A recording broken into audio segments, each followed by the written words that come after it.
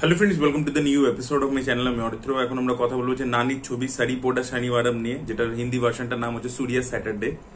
তো এই ছবিটা আমার হেভি লেগেছে, দারুণ লেগেছে আমার সিনেমাটা। এবং সিরিয়াসলি বলছি, প্রতিটা ছবির সাথে দুটো হিরো যাদেরকে আমি প্রচন্ড ভালোবাসি, একটা হচ্ছে তামিল সিনেমা, সেটা হচ্ছে এসকে মানে শিবকার্তিকেয়, আর অন্যদিকে তেলেগুতে হচ্ছে নানি। এরা যখন ছবিতে থাকে মানে 99%, মানে 1% তো দেখুন এদিক ওদিক হতেই পারে, বাট 99% চান্স হবে যে ছবিটা ভালো হবে, ছবিটা হাটকে কিছু হবে। শিবকার্তিকে লাস্ট ইয়ার একটা ছবি করলো মা বীরান বলে, যেটা একটা অন্য রকমের একটা সুপার হিরো ফিল্ম ছিল। নানির এই যে ছবিটা, এটা প্রমোট করা হয়েছে অন্যভাবে, নর্মাল একটা অ্যাকশন ফিল্ম হিসাবে, বাট এটাও যখন আপনারা দেখবেন, এটাও একটা কাইন্ড অফ একটা সুপার হিরো। এবং শিবকার্তিকে এবং অন্যদিকে নানি, দুজনের কিন্তু কেরিয়ার ট্র্যাজেক্টরিটা অনেকটা একই রকমের। এই ছবিটার ব্যাপারে যদি আসি, এই ছবিটা সবচেয়ে প্রথমে কি করছে জানেন তো, যে আমাদের দেখবেন একটা টেন্ডেন্সি হয়ে গেছে যে স্পয়লার স্পয়লার কিছু একটা ছবি নিয়ে যখনই আপনি কথা বলবেন বা আলোচনা করবেন, তখনই লোকে বলে এই স্পয়লার দিয়ে দিচ্ছে, স্পয়লার দিয়ে দিচ্ছে, এই স্পয়লার দিয়ে দিচ্ছে। এটা হচ্ছে টেন্ডেন্সি, এটা হচ্ছে একটা নিউ এজ টার্ম স্পয়লার। একটা সিনেমা নিয়ে তুমি যদি কারোর সাথে আলোচনা করো, তাহলে সিনেমার ট্রেলার টিজার কেন বার করা হয়? সেটা আপনাকে পুরো ছবিটা কিভাবে করে দিচ্ছে না, কিন্তু কিছু কি মোমেন্টস আপনাকে দেখাচ্ছে যাতে আপনি ছবিটার ব্যাপারে ইন্টারেস্টেড হন। তো আপনি যখন ছবিটা রিভিউ করবেন, আপনাকে যদি ভালো দিক খারাপ দিকের ব্যাপারে কথা বলতে হয়, তাহলে আপনাকে ছবিটার কিছু প্লট পয়েন্ট বা কিছু সিন নিয়ে কথা বলতে হবে। That is not spoiler. এবার মেকার্সরা কি করেছে, এটা আমি ইচ্ছে করে হাইলাইট করছি, এটা রিভিউর মধ্যে হাইলাইট করার বিষয় না, বাট লোকের একটা ভুল ধারণা হয়ে গেছে তো সিনেমার আলোচনা সম্পর্কে। তো এরা মেকার্সরা কি করছে, যে এস জে সুরিয়া, সে নিজে গিয়ে ইভেন্টে পুরো ছবির গল্পটা বলে দিয়েছে, যে এইটা হতে চলেছে এরকম, কি নানির ক্যারেক্টার এরকম, আমার ক্যারেক্টার এই হবে, সবকিছু সে বলে দিয়েছে। নানিও নিজে ইন্টারভিউতে গিয়ে সব বলে দিয়েছে। Still you will enjoy the film. কেন, কি করে হচ্ছে? কারণ সিনেমাটা হচ্ছে একটা অডিও ভিজুয়াল মিডিয়াম, ঠিক আছে? আপনি যদি পুরো গল্পটাও জানেন, ঠিক আছে, গল্পটা হচ্ছে একটা ইনফরমেশন, একটা পিস অফ ইনফরমেশন, সেটা অডিও ভিজুয়াল মিডিয়ামে অভিনয়, এখানে এসে 10টা ক্রাফট এক জায়গায় এসে সেটাকে এনহ্যান্স করে আপনাকে একটা অন্য রকমের এক্সপিরিয়েন্স দিচ্ছে। It is a experience. আপনি ধরুন, আমি জুরাসিক পার্কের গল্প আপনাকে এক লাইনে বলে দিতে পারি, যে কয়েকটা লোক আছে, সায়েন্টিস্ট এরকম গেছে পার্কে, সেখানে গিয়ে ডাইনোসর এরকম তাদের উপর অ্যাটাক করছে, এটা তো ওয়ান লাইনে গল্প হয়ে গেল, এটাই জুরাসিক পার্কের গল্প। তাহলে আপনি কি তা বলে ছবিটা দেখলে এক্সপিরিয়েন্সটা করতে পারবেন না? যে ওই যে সিনগুলো যেগুলো স্টিভেন স্পিলবার্গ ডিরেক্ট মানে স্টেজ করেছে ওরকম ভাবে, ওই যে টেনশনটা আপনি ফিল করছেন, তো সেইগুলো কি আপনি এক্সপিরিয়েন্স করতে পারবেন না? তো সেটাই হচ্ছে কথা। তো এখানে কিন্তু গল্প প্রথম থেকে গিভঅ্যাওয়ে করে দিচ্ছে, এবং গল্পের মধ্যে সিরিয়াসলি বলছি কিচ্ছু নেই, একদম রুটিন গল্প। কিন্তু ইট ইজ দ্য মোমেন্টস, যেটা প্রতিটা মোমেন্টকে যেভাবে ডিজাইন করেছে, এক একটা অ্যাকশন ব্লককে যেভাবে ডিজাইন করেছে, এবং সেই অ্যাকশন ব্লকটা মানে কিভাবে শুরু হচ্ছে, মানে কেন, the reason behind the action, সেটাকে ইমোশনাল যে বিল্ড আপটা দিয়েছে, সেই জিনিসপত্রগুলো এত সুন্দরভাবে করতে পেরেছে। এবং মাসাল্লা সিনেমা বাই ডেফিনেশন হচ্ছে যে একটা ছবির মধ্যে সব কিছু মানে সালিম জাভেদ যে মাসাল্লা সিনেমার পায়োনিয়ার বলা হয় কেন, কারণ তাদের দেখবেন ছবি জুড়ে ছোট ছোট ক্যারেক্টারও যদি কেউ প্লে করছে, তার একটা গল্পের ন্যারেটিভের মধ্যে একটা ইম্পর্টেন্স আছে, সে জাস্ট এরকম জাস্ট নেই। এবং সে আর কি এবং ছোট যদি একটা কোনো জায়গায় একটা কোনো প্লট পয়েন্ট আমি শুরু করি, সেটাকে আমি ইনকর্পোরেট করবো, সেটা হচ্ছে একটা প্রপার মাসালা রাইটিং। ইকোস থাকবে, আমি যেটা একটা জায়গায় খুলবো একটা প্লট পয়েন্ট, সেটাকে পরে তার একটা কনক্লুশন থাকতে হবে, সেটা হচ্ছে প্রপার একটা মাসালা রাইটিং। তো সেই জিনিসটা এই ছবিটা একদম পারফেক্টলি করতে পারে। ছোট ছোট ক্যারেক্টার, ধরুন একটা মোমেন্ট আপনার মনে হবে যে এই ক্যারেক্টারটাকে কেন দেখাচ্ছে, এটাকে কেন টাইম দিচ্ছে এই ক্যারেক্টারটাকে বা এই প্লট পয়েন্টটাকে, পরবর্তীতে দেখবেন যে আচ্ছা এটার একটা পে অফ আছে। তো সেই যেগুলো সেট আপ করেছে, সেগুলো প্রতিটার পে অফ করেছে বিবেক আত্রেয়া, যেটা খুব ভালো ছিল। এবং প্রতিটা ইমোশনকে ধরে ধরে যেভাবে বিল্ড করেছে, বাবার ইমোশন, বোনের ইমোশন, মায়ের ইমোশনটাকে তো প্রথমে একটা পুরো স্পেস দিচ্ছে প্রপারলি, এবং সেটা ঘুরে ঘুরে বারবার আসে।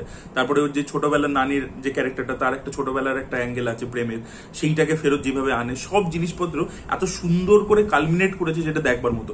এবং হিরো আর ভিলেনের মধ্যে দেখবেন, কমার্শিয়াল ছবি তখনই ভালো হয়, মানে এটা কমার্শিয়াল ছবির গোল্ডেন রুল, যে আপনাকে ভিলেনটাকে দারুণভাবে ডিজাইন করতে হবে।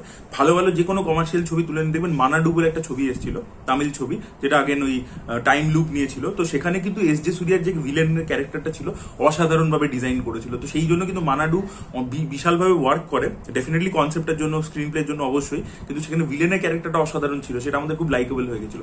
তো এখানে এস জে সুরিয়া ক্যারেক্টার কিন্তু প্রপারলি হিরোর সাথে একটা প্যারালাল ভাবে দেখিয়েছে, মানে এরও রাগ হয়, ওরও রাগ হয়, সেই এবং কেন হয় বিভিন্ন কারণের জন্য, কিন্তু তাদের মধ্যে একটা প্যারালাল আছে কিন্তু, ঠিক আছে? আপনি বলতে পারবেন না ভিলেনকেও একদম প্রপারলি তারও একটা ইমোশনাল অ্যাঙ্গেল সবকিছু দিয়ে একদম পুরো প্রপারলি সেট আপ করেছে, জাস্ট চিৎকার চেঁচামেচি করছে তা নয়। এবং তার সাথে এস জে সুরিয়ার পারফরমেন্স, যেটা অসাধারণ ছিল।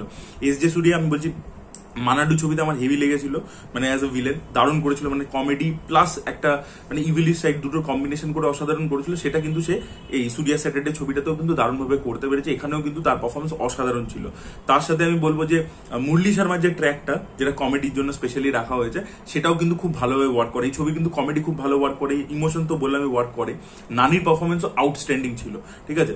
অ্যাকশন সেট পিসেস গুলো খুব ভালোভাবে ডিজাইন করা, কারণ আমি বললাম যে আগে একটা ইমোশনাল বিল্ড আপ করে তারপরে অ্যাকশন দিয়েছে। একটা প্রিয়াঙ্কা মোহনের সামনে যখন ওর আইডেন্টিটি রিভিল হয় সেখানে একটা অ্যাকশন সিন আছে যেটা দুর্দান্ত ভাবে করা।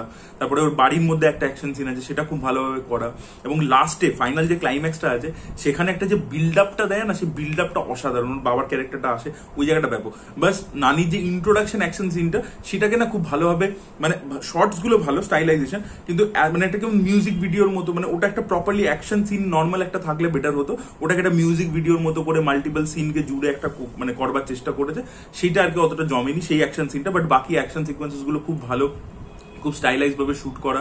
আর যেটা বললাম যে পুরো স্ক্রিন প্লেটা খুব ভালো হয়েছে, আমার তো পার্সোনালি দারুণ, মানে কমেডি, রোম্যান্স, ইমোশন সব জিনিস এই ছবির মধ্যে ওয়ার্ক করেছে। ছবিটা যদি নেগেটিভ একটাই জিনিস বলতে হয় সেটা হচ্ছে ছবিটা একটু বড়, মানে 2 ঘন্টা 50 মিনিটের ছবি, এবং সেটা কোথাও গিয়ে চপ করা যেতে পারতো।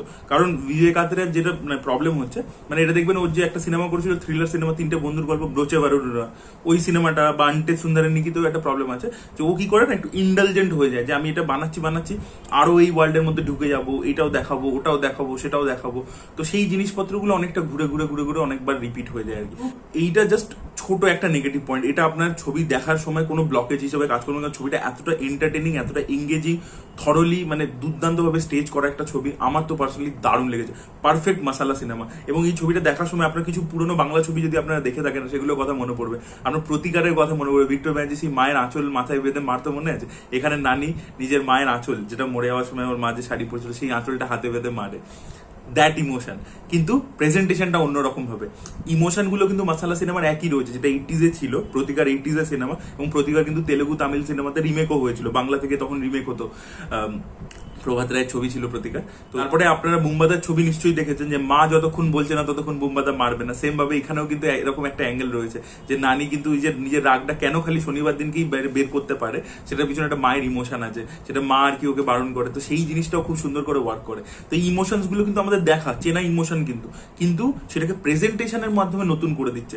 ছবিটা একটা মাসালা film, but at the same time যেটা আমি প্রথমে বললাম, it's a super hero film. এটা একটা সুপার হিরো টেমপ্লেটের মতো, মানে একটা সুপারম্যান যেরকম হয় না যে ক্লার্ক কেন্ট এবং সুপারম্যান দুটো আর কি ডুয়াল পার্সোনালিটি, সেরকম একটা জোনের মধ্যেও কিন্তু ছবিটা অপারেট করে। তো এই নতুন প্রেজেন্টেশন, নতুন স্টাইলাইজেশন, পুরোনো টেমপ্লেটকে, পুরোনো ট্রোপসকে রিজুভিনেট করে বলা হয়েছে এই ছবিটার মাধ্যমে, যেটা কিন্তু দুর্দান্ত ভাবে ডিরেক্টর করতে পেরেছেন। এবং আরেকটা জিনিস ছোট আমি বলতে চাই, সেটা হচ্ছে এখানে এই ছবিটার মধ্যে যেহেতু নানি মাখি ছবিতেও ছিল, ইগা ছবিতে, তো সেই ছবিটারও ট্রিবিউট দেওয়া হয়েছে কিছু জায়গায়, মানে সুরিয়া তো ক্যারেক্টার নাম, বাট তাকে নানি বলে বলা হচ্ছে, কিচ্চা সুদীপের কথা বলা হয়েছে। তো সেই জিনিসগুলো আপনাকে মজা দেবে। তো ওরকম একটা ছোট ট্রিবিউট রাখা হয়েছে, যেটা কিন্তু বেশ এফেক্টিভলি কাজ করছিল। তো যেটা বললাম যে কমেডি পোর্শনস গুলো অ্যাকচুয়ালি ওয়েল ডিজাইন। নানিকে হ্যাটস অফ যে তিনি এরকম নতুন নতুন ডিরেক্টরদেরকে, নতুন নতুন ভয়েসেসদেরকে এতটা সাপোর্ট করছেন।